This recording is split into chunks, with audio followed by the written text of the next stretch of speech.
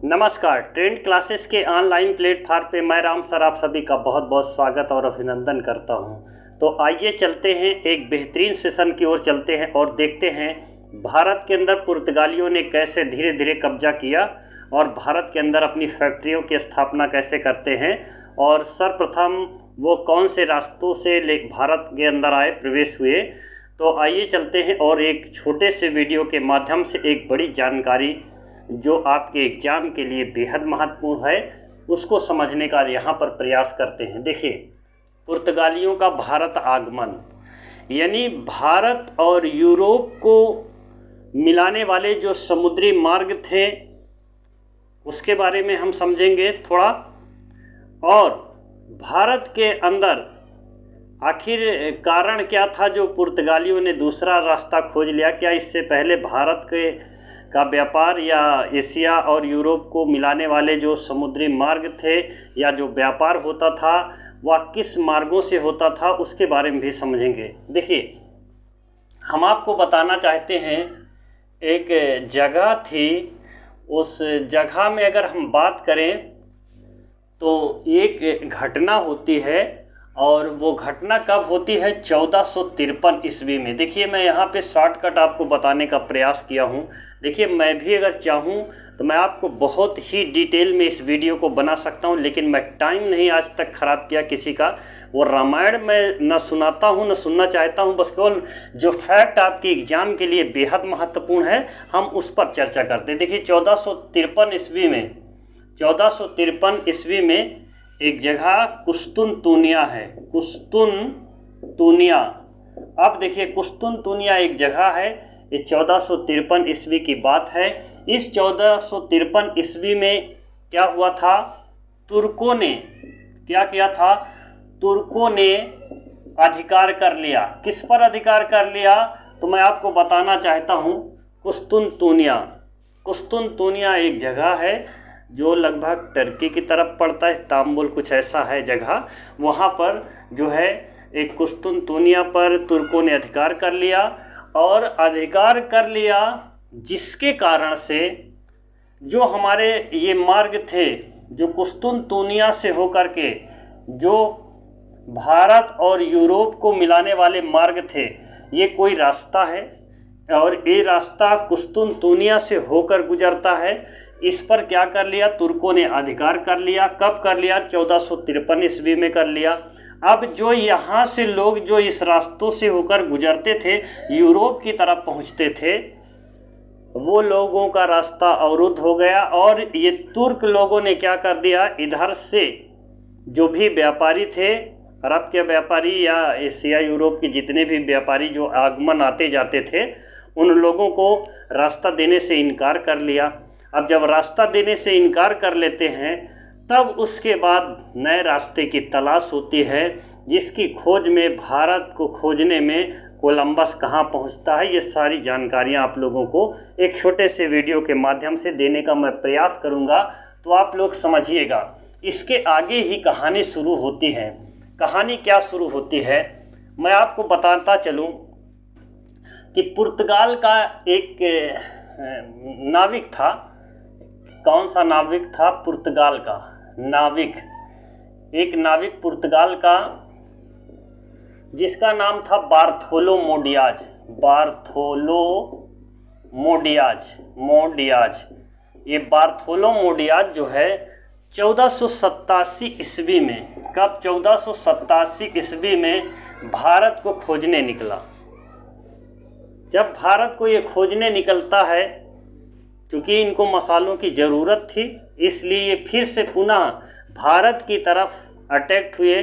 जो भारत के मसाले हैं आज भी पूरे विश्व में विख्यात मसाले हैं, तो ये आज से ही नहीं, प्राचीन काल इतिहास में से ही हमारे भारत के जो नील, कपड़ा, मसाला इत्यादि तमाम चीज़ें थी वो पूरे विश्व में कहीं नहीं मिलती थी, जिसके कारण से ये पुर्तगालियों ने क्या कर दिया? रास्ता दूसरा खोजने का कार्य किया।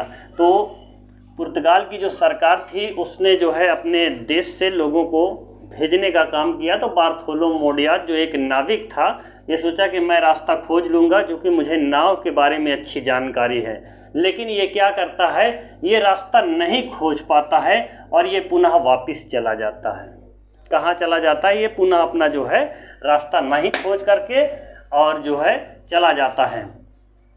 अब इसके बाद में एक दूसरा व्यक्ति जिसका नाम कोलंबस, क्या नाम था, कोलंबस। अच्छा, कोलंबस, ये तो बार्थोलोमेव डियाज पुर्तगाल का था। और आप किसी भी विश्व के नक्शे में आप देखेंगे तो मेरी बात को आप गौर से सुनिएगा, पुर्तगाल और स्पेन के निवासियों ने भौगोलिक खोजों का युग आरंभ किया है।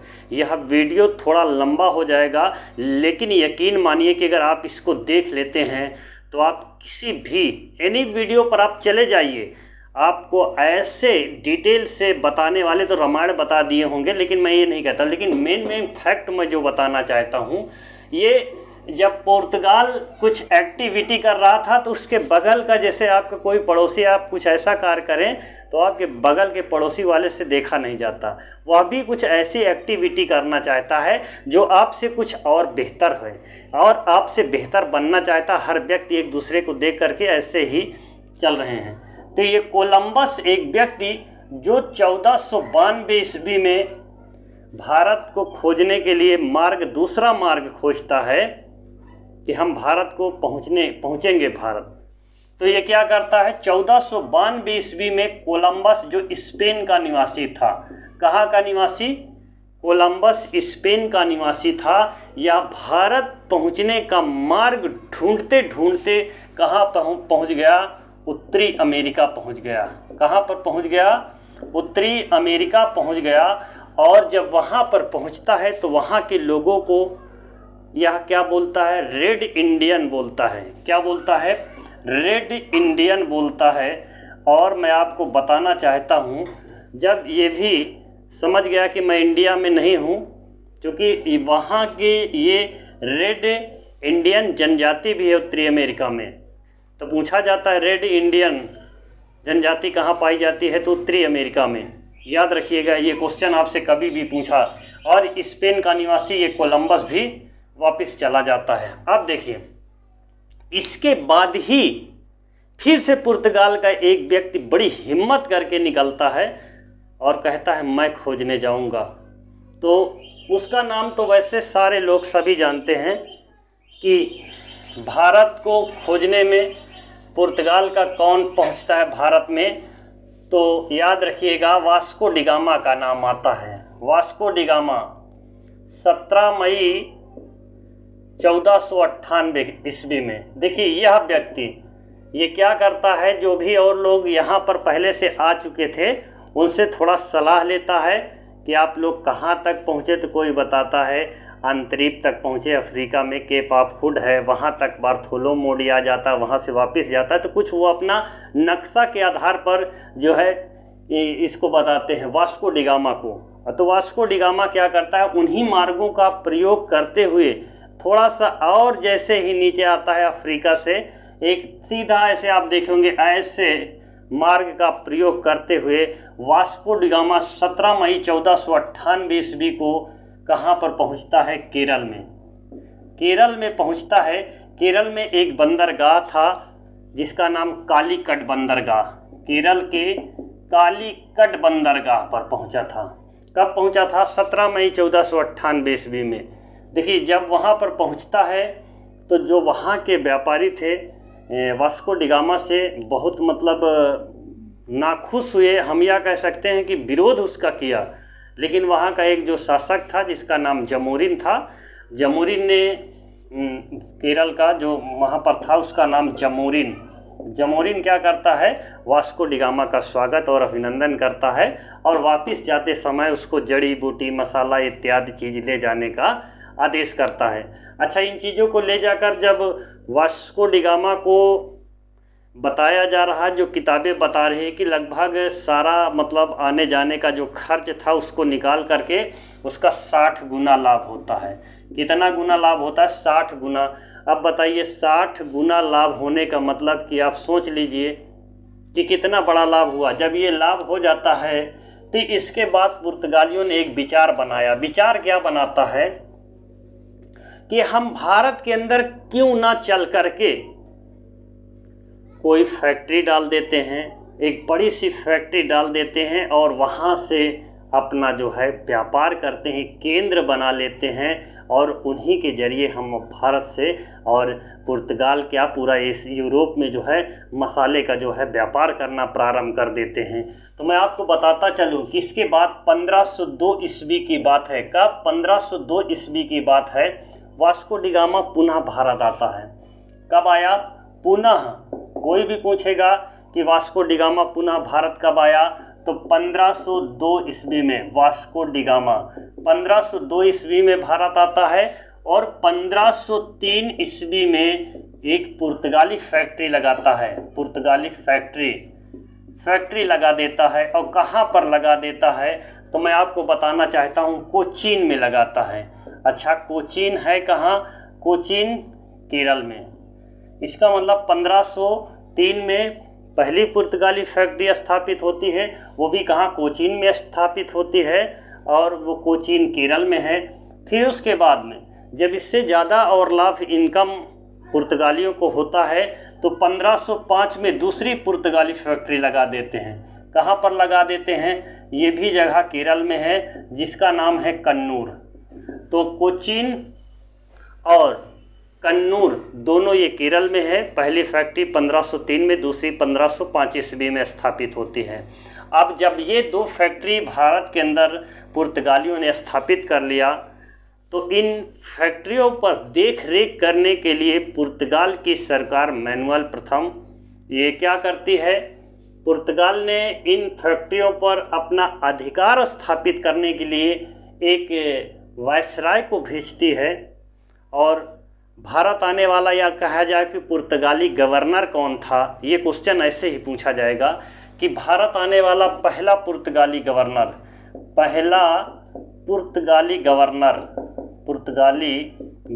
कौन था जो भारत आया था, इन फैक्ट्रियों पर अपना नियंत्रण स्थापित करने के लिए आया था कि जो हमारी फैक्ट्री चल रही है भारत के अंदर, हम उस पर चलकर नियंत्रण करेंगे। वहाँ की सरकार ने या उसको कह के भेजा था कि आपको नियंत्रण स्थापित करना है।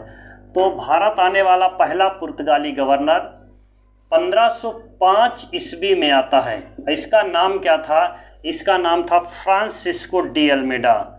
क्या नाम था? Francisco de Almeida. अब देखिए, आप लोग कभी भी एग्ज़ाम में जाते होंगे तो ये क्वेश्चन आपसे पूछा जा सकता है। 100% क्वेश्चन यहाँ से बनते हैं और जो जो बनते हैं उस पर मैं आप लोगों को बताने का पूरा प्रयास कर रहा हूँ।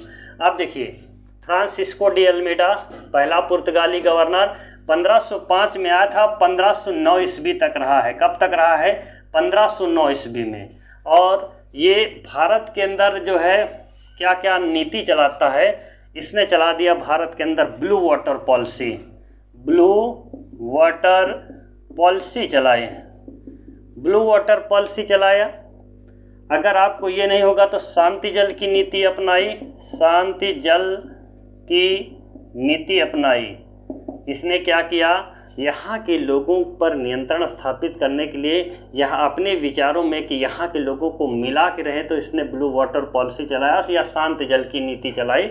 तो ये फ्रांसिस्को डी अल्मीडा ने ही चलाया था। ये सारी चीज़ें आप लोग अपने माइंड में रखिएगा, ये आपके एग्जाम के लिए बेहद महत्वपूर्ण है। अब देखिए, इसके बाद एक दूसरा पुर्तगाली गवर्नर आता है जो भारत में ये कहें कि भारत को जीतने का प्रयास करने लगता है।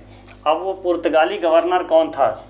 भारत आने वाला दूसरा पुर्तगाली गवर्नर कौन था? तो मैं आपको बताना चाहता हूँ, ये 1509 ईस्वी में वहाँ की सरकार ने एक दूसरा गवर्नर को भेजती है और ये 1515 ईस्वी तक रहता है। अब देखिए ये करता क्या है, ये भारत आकर के 1510 ईस्वी में क्या करता है, गोवा को जीत लेता है। गोवा को जीत लिया पुर्तगालियों ने भारत आकर के सर्वप्रथम 1510 ईस्वी में, जो कि मोस्ट इम्पॉर्टेंट क्वेश्चन है ये आपके एग्जाम के लिए। और यहाँ का शासक कौन था, तो मैं आपको बताना चाहता हूँ, यहाँ का शासक था आदिल शाह, सुल्तान आदिल शाह। आदिल शाह को कौन हरा देता है, अल्फांसो डी अल्बुकर्क। ये 1515 में दूसरा पुर्तगाली गवर्नर, उसका नाम अल्बुकर्क था, अल्बुकर्क ये आया था। ये क्या करता है, ये गोवा को जीत लेता है आदिल शाह से। अब गोवा को जब जीत लिया भारत के अंदर, तो हम ये कहें कि भारत में जो गोवा को क्वेश्चन पूछा जाता है कि भारत में सर्वप्रथम पुर्तगालियों ने कहाँ पर अधिकार किया और सबसे लास्ट में कहाँ से गए, ये क्वेश्चन पूछा जाता है। तो पुर्तगालियों ने सर्वप्रथम गोवा को जीता था, 1510 ईस्वी में जीता था सुल्तान आदिल शाह से। और लास्ट में यहाँ से 1561 यहीं से पुर्तगाली लास्ट में सबसे जाते भी हैं, सबसे पहले उस पर कब्जा भी करते हैं और सबसे लास्ट में वहाँ से हटते भी है। क्वेश्चन ये पूछा गया है जो आपके एग्जाम के लिए बेहद महत्वपूर्ण। अच्छा, अल्बुकर्क से और क्या क्वेश्चन बनता है, जैसे अल्बुकर्क को पुर्तगाली शक्ति, देखिए पुर्तगाली शक्ति का वास्तविक संस्थापक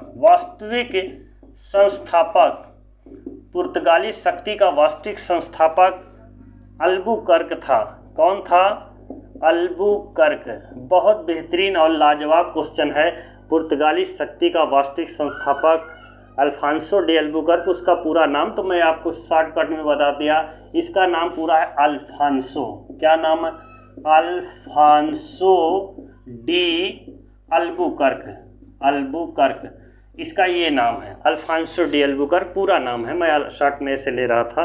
तो आप ये छोटी सी जो जानकारी है आपको कैसी लगी है, प्लीज़ आप लोग कमेंट बॉक्स में आप कमेंट करिए।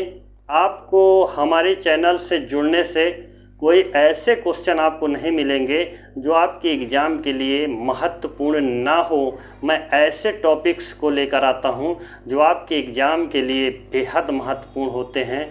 तो मेरी क्लास आपको कैसी लगी है कमेंट बॉक्स में आप कमेंट जरूर करके ज़रूर बताइएगा। तो आज की क्लास को मैं यहीं पर एंड करता हूं, फिर से अगले टॉपिक्स पर मिलूँगा, इसी के आगे लेकर चलूँगा।